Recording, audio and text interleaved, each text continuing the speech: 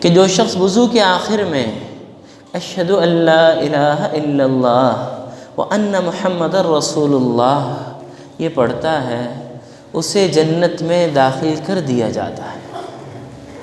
یہ ظاہری اعتبار سے تو زمین پہ چل رہا، لیکن اس نے اتنی بڑی نیکی کی ہے، اتنا بڑا عمل کیا ہے کہ حقیقت میں فرشتوں کی نگاہ میں، اللہ رب العزت کی نظر میں یہ جنت میں چل رہا۔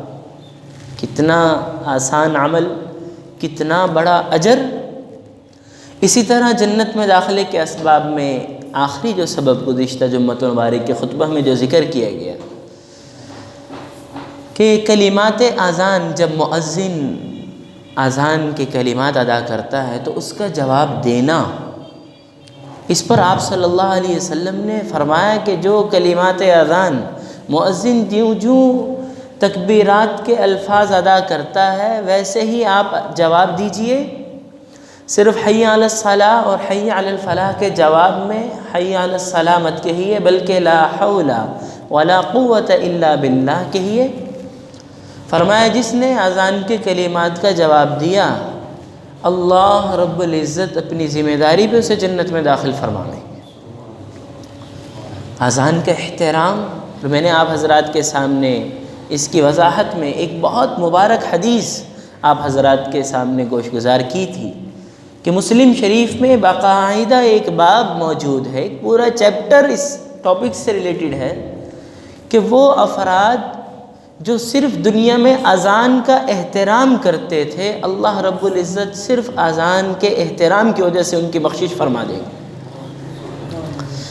اسی موضوع کی مناسبت سے، اسی کے تسلسل کو لے کر کے مزید کچھ وہ اعمال جو جناب نبی کریم رؤوف الرحیم صلی اللہ علیہ وسلم نے کسی انسان کے، کسی ایمان والوں کے جنت میں داخلے کے سبب کے طور پر بیان فرمایا۔ نسائی شریف میں آپ صلی اللہ علیہ وسلم کا ارشاد موجود ہے، من قرأ آیت الکرسی دبر کل صلاۃ مکتوبہ،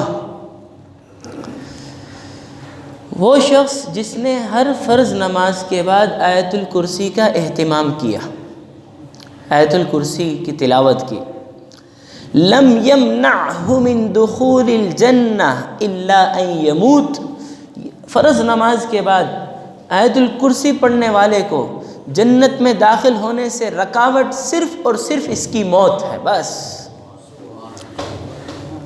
فرض نماز کے بعد آیت الکرسی پڑھنے والے کے لیے جنت میں داخلے کی رکاوٹ صرف موت ہے۔ فرمایا جیسے ہی اسے اللہ رب العزت اس کو اپنے پاس بلائیں گے، موت کا پروانہ اس کو دیں گے، یہ فوراً ہماری نظروں میں تو قبر کی طرف جا رہا، اللہ رب العزت کے فرشتوں کی نگاہوں میں ڈائریکٹ جنت میں جا رہا۔ کتنا آسان عمل ہے۔ اللہ رب العزت تو معاف کرنے کے بہانے تلاش کرتے ہیں، بہانے۔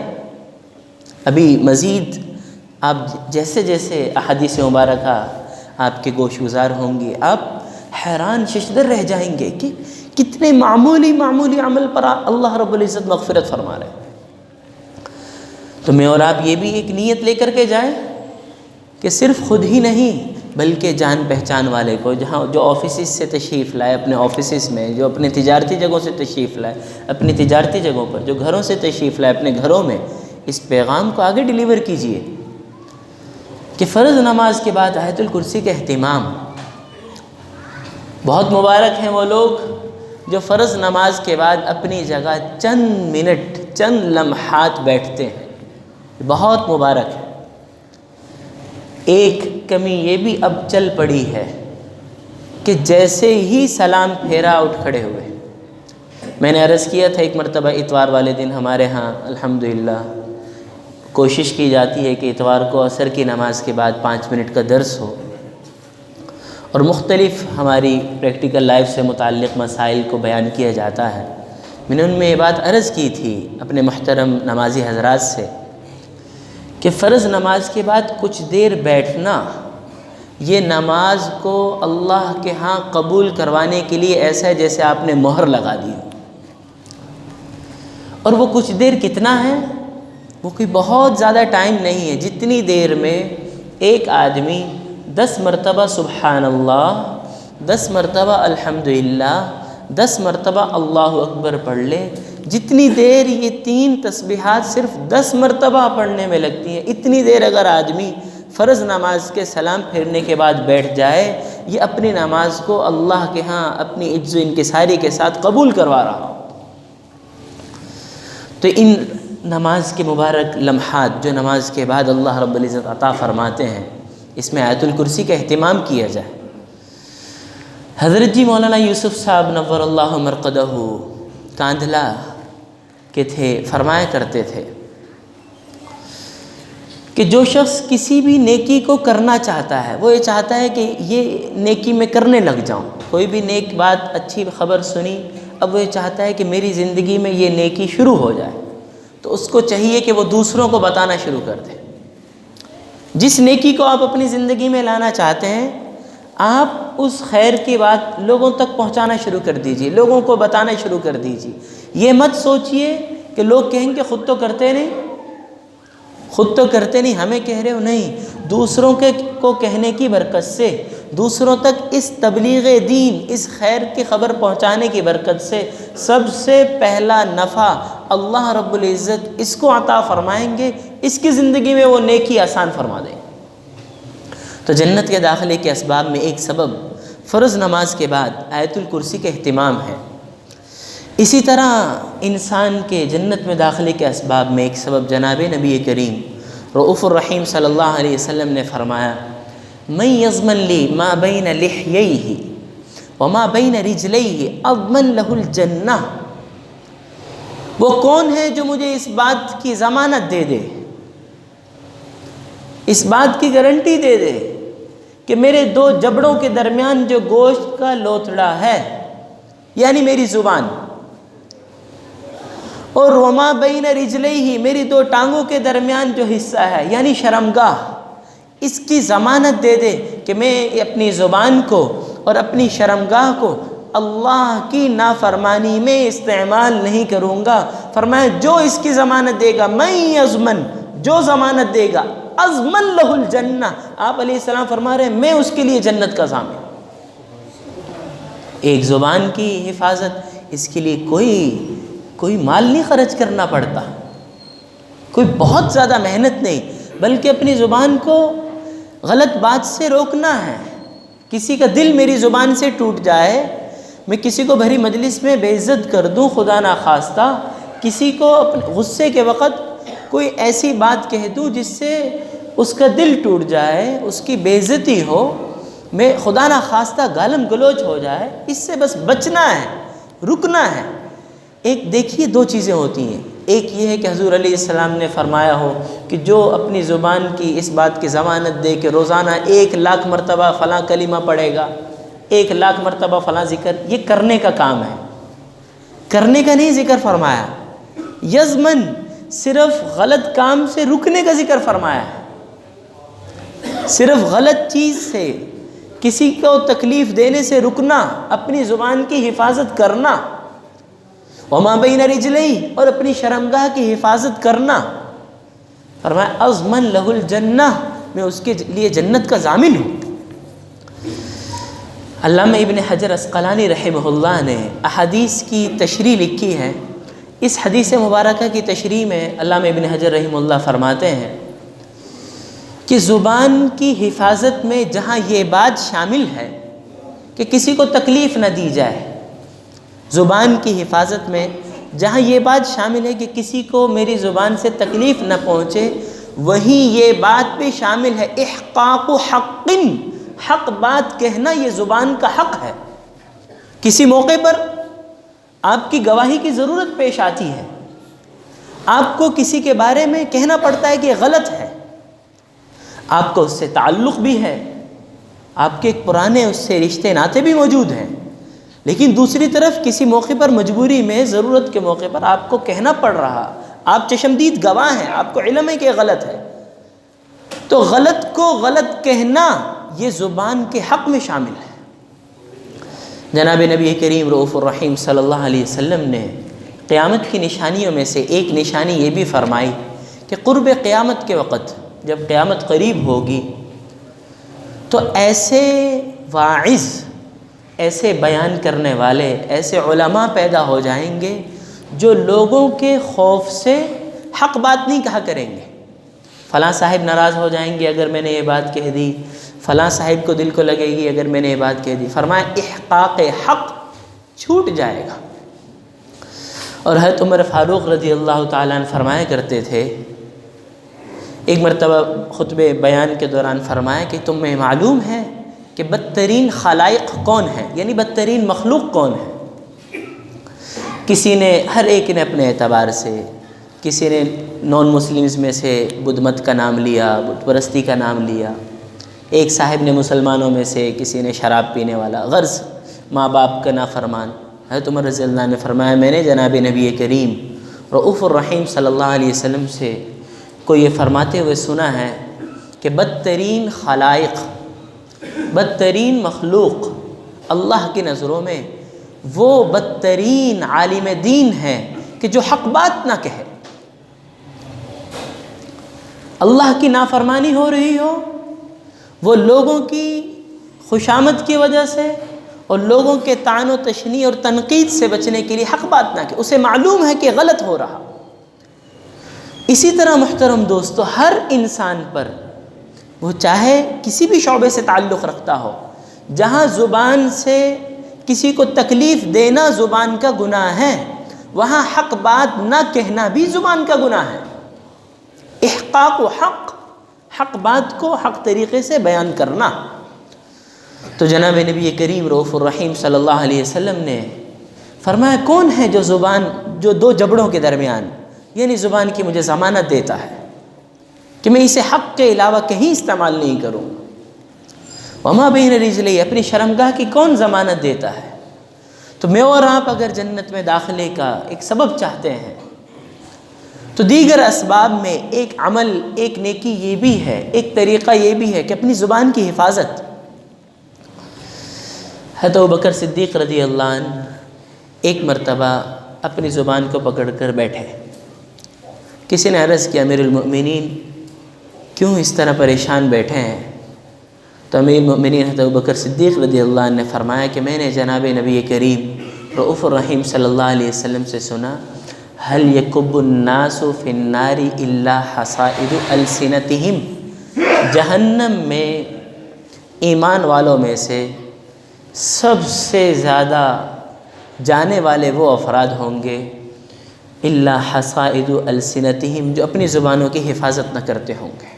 زبانوں کی کھیتی، زبانوں سے بوئے ہوئے بیج، اس کے بدلے میں وہ سخت ترین تکالیف میں مبتلا ہوں گے۔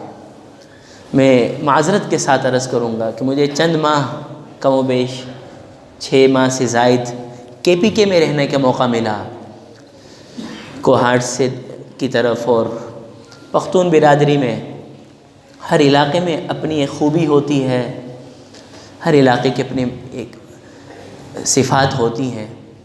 میں نے 6 ماہ میں ان کو لڑتے ہوئے بھی دیکھا، سب کچھ کرتے دیکھا، لیکن کسی کو گالی دیتے نہیں دیکھا۔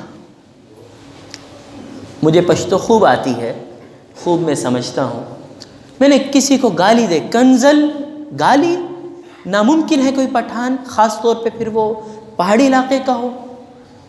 آپ میں سے بہت سے خوب جانتے ہیں کہ میں 8 سال کراچی میں رہا ہوں۔ کراچی کے مقابلے میں ہمارے پنجاب میں بڑے دکھ کے ساتھ یہ کہنا پڑتا ہے کہ ہمارے ہاں دوست، یار دوست آپس میں بات ہی گالم گلوچ سے شروع کرتے ہیں، بات پہ ایسے الفاظ، وہ ناشائستہ الفاظ جو آدمی سن نہیں سکتا، ایک شریف آدمی نہیں سن سکتا، لیکن وہ ہنسی مذاق بھی ہو رہا ہے زبان سے ایسی باتیں۔ محترم دوستو، یہ وہ گناہ ہے۔ حضرت مولانا مفتی شفیع صاحب نور اللہ مرقدہ نے لکھا ہے کہ یہ زبان کی گالم گلوچ، یہ زبان سے کسی کو طعنہ دینا، کسی کو تنقید کرنا، یہ وہ گناہ ہے جس کا آخرت تو کیا دنیا میں بھی کوئی فائدہ نہیں۔ حضرت مفتی شفیع صاحب نور اللہ مرقدہ نے لکھا کہ کوئی آدمی چوری کرتا ہے تو کم از کم کسی کا مال ظاہری اعتبار سے اس کو دھوکہ ہے کہ چلو اس پیسے سے میں 1 دن کا گزارا کر لوں گا۔ کچھ گناہ ایسے ہیں جن کا کوئی دنیا میں کچھ عرصے کا فائدہ مل جاتا ہے، لیکن زبان کو غلط استعمال، اس کا تو دنیا میں بھی کوئی فائدہ نہیں۔ گناہ ہے بے لذت، ایسا گناہ جس کی کوئی لذت بھی نہیں۔ تو میں اور آپ آج کی نشست میں یہ عہد لے کر کے جائیں کہ میں انشاءاللہ الرحمن اپنی زبان کی حفاظت کروں گا، میں زبان سے کسی کو کوئی تکلیف نہیں پہنچاؤں گا۔ اپنی شرمگاہوں کی حفاظت، اپنی شرمگاہ کی حفاظت، آپ علیہ السلام ان دو چیزوں پر جنت کی ضمانت دے رہے ہیں۔ اسی طرح جنت کے داخلے کے اسباب میں 4 اسباب آپ صلی اللہ علیہ وسلم نے ایک حدیث مبارکہ میں بیان فرمایا۔ 4 اسباب ایک ساتھ، بہت آسان عمل ہے۔ یا ایھا الناس، اے لوگو، افشوا السلام واطعموا الطعام وصلوا الارحام وصلوا باللیل والناس نیام تدخلوا الجنۃ بسلام۔ قربان جائیں آپ صلی اللہ علیہ وسلم کے مبارک ارشادات پر۔ کتنی خوبصورت عربی ہے آپ علیہ السلام کی، کتنی خوبصورت۔ میں سمجھتا ہوں کہ اگر ہمیں عربی سمجھ میں نہ بھی آئے، لیکن ان الفاظ میں کتنی تاثیر ہے۔ یہ الفاظ کو سن کر انسان کتنا متاثر ہوتا ہے۔ یا ایھا الناس افشوا السلام واطعموا الطعام وصلوا الارحام وصلوا باللیل والناس نیام تدخلوا الجنۃ بسلام۔ اے لوگو، افشوا السلام، جو بھی ملے اس سے سلام کرو۔ واطعموا الطعام، غریبوں کو خوب کھانا کھلایا کرو۔ وصلوا الارحام، صلہ رحمی، رشتہ داروں کے ساتھ اپنے رشتے ناطے کو جوڑا کرو۔ وصلوا باللیل والناس نیام، جب لوگ سوئے ہوئے ہوں اس وقت کبھی اٹھ کر کے نماز پڑھ لیا کرو۔ تدخلوا الجنۃ بسلام، تم سلامتی کے ساتھ جنت میں داخل ہو جاؤ۔ کتنے آسان اعمال ہیں۔ افشوا السلام، سلام جو ملے اسے سلام کرنا۔ یہ بھی آپ صلی اللہ علیہ وسلم نے قیامت کی نشانیوں میں سے ایک نشانی بیان فرمائی ہے کہ جب قرب قیامت ہوگا تو آدمی یسلم لمن یعرف، جسے جانتا ہوگا صرف اسی کو سلام کرے گا، جس سے تعلق ہے، جسے پہچانتا ہے، بس اسی کو سلام کرنا۔ یہ قیامت کی نشانیوں میں سے ایک نشانی۔ جو آپ کو ملے آپ سلام کیجئے۔ اور یاد رکھیے ایک کمی مفتیان کرام، چونکہ مسائل آتے ہیں، لوگ پوچھتے ہیں، یہ بھی دکھتی ہے کہ ہم بائک پر جا رہے ہیں، گاڑی میں ڈرائیو کر رہے ہیں، کوئی نظر آ گیا، ہاتھ کا اشارہ کرنا اور زبان سے سلام نہ کرنا یہ بھی منع ہے۔ ہاتھ سے اشارہ کر دیتے ہیں لیکن زبان سے بات چل رہی ہے کسی سے، موبائل پہ بات ہو رہی ہے کسی سے، اور کوئی سامنے نظر آ گیا اسے ہاتھ کا اشارہ کر دیا، یہ سلام کی ناقدری ہے۔ اگر سلام کرنا ہے تو جہاں ہاتھ اٹھانا سلام کے آداب میں سے، وہیں زبان سے السلام علیکم ورحمۃ اللہ کہا جائے۔ یہ بہت عظیم دعا ہے کہ آپ پر اللہ کی طرف سے امن، آشتی اور سلامتی ہو۔ کتنی عظیم الشان دعا ہے۔ تو سلام جو ملے اسے سلام کرنا۔ وَأَطْعِمُوا الطَّعَامَ، خوراک کا، کھانے پینے کا غریبوں کے لیے انتظام کرنا۔ وَصِلُوا الْأَرْحَامَ، رشتے ناتوں کے ساتھ، رشتے داروں کے ساتھ اپنے رشتے ناتے کو جوڑنا۔ اور میں یہ بات اس سے پہلے عرض کر چکا ہوں کہ رشتے ناتے کو جوڑنے سے یہ مراد نہیں کہ جو آپ کو اپنے ہاں بلائے آپ بھی اسے اپنے پاس بلائیں، جو آپ کے ساتھ اچھائی کا سلوک کرے آپ بھی اس کے ساتھ اچھائی کا سلوک کریں، جو آپ کے ساتھ اچھا رویہ رکھے آپ بھی اچھا رویہ رکھیں۔ نہیں، صل من قطعک، جو قطع تعلقی کرے صل اس سے جوڑے، یہ ہے صلہ رحمی۔ صل، یہ حدیث مبارکہ کے الفاظ ہیں، صل اس سے جوڑیے، من قطعک جو آپ کو توڑے، واعف عمن ظلمک جو آپ کے ساتھ ظلم و زیادتی کرے، واعفو اسے معاف کیجئے، واحسن الی من اساء الیک جو آپ کے ساتھ برا سلوک کرے، احسن اس کے ساتھ آپ اچھائی کریں، اس کے ساتھ